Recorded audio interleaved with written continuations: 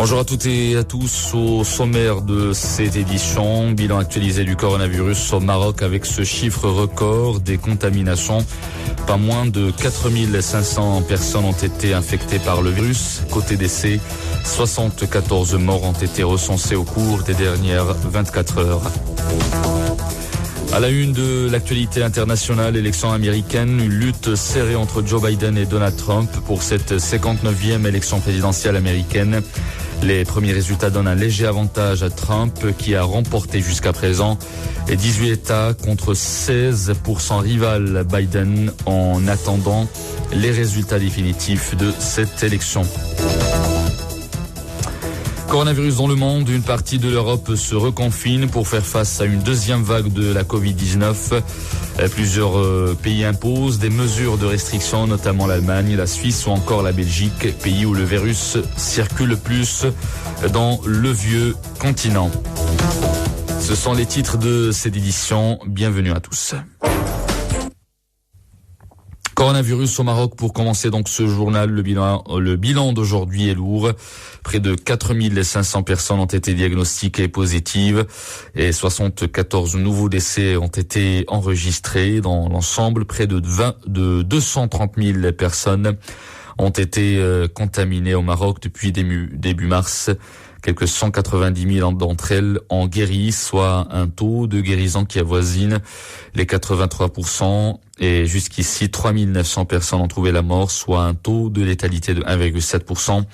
D'autre part, quelques 2800 personnes se sont rétablies au cours des dernières 24 heures. Face à cette situation inquiétante, il est absolument nécessaire de redoubler de vigilance.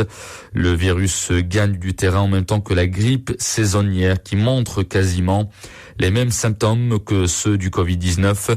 Il est donc de rappeler la nécessité de respecter en premier lieu les gestes barrières et se conserver du froid. On écoute Imad Laïachi, il est pharmacien, il partage avec nous quelques conseils à adopter pour passer cette période dans les meilleures conditions. On l'écoute. On est effectivement à l'orée de la saison automnale et de la saison hivernale. En plus du Covid, il va y avoir d'autres pathologies qui vont se greffer. Mais actuellement, la plus importante et la plus dangereuse, c'est le Covid. Il faut toujours rester en alerte. Il faut toujours rester sur ses gardes. Il faut toujours prendre toutes les précautions qui s'imposent, car on ne le dira jamais assez.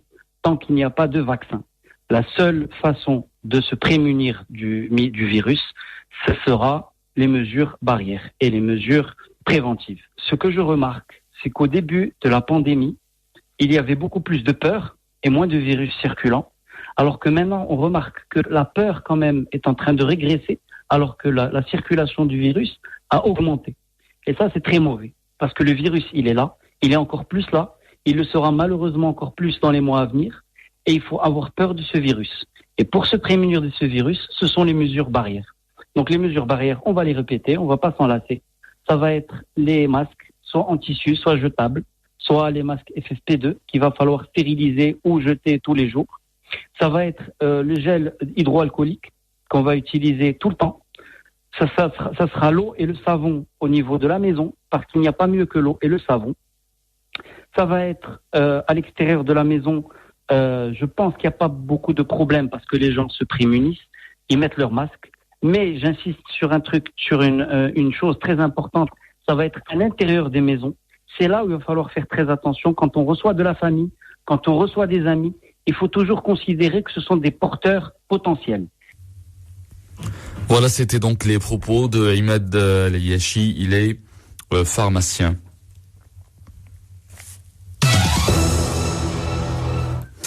Élection américaine à la une de l'actualité internationale. La première vague de résultats est connue. Trump et Biden l'emportent dans leur fief sans surprise. Les premiers résultats de cette élection présidentielle américaine ont été conformes aux attentes dans des bastions des partis républicains et démocrates.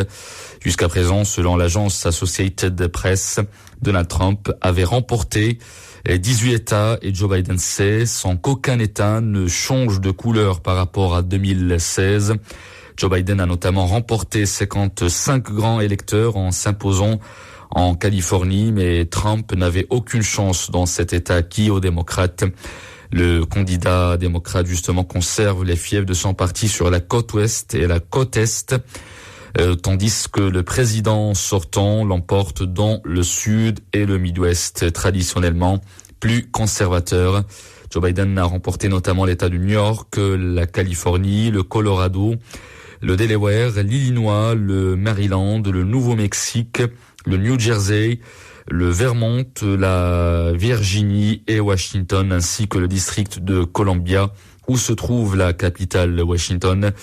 Trump, lui, a remporté l'Alabama, la Caroline du Sud, le Dakota du Nord, le Dakota du Sud, l'Idaho, l'Indiana, le Kansas, la Louisiane, le Mississippi, le Missouri, l'Oklahoma, l'Utah et la Virginie occidentale. Dans le détail, plus de 200 millions d'Américains étaient appelés aux urnes. Le candidat qui obtiendra donc la majorité absolue des 538 grands électeurs, soit 270 d'entre eux, sera élu pour diriger le pays durant les 4 prochaines années.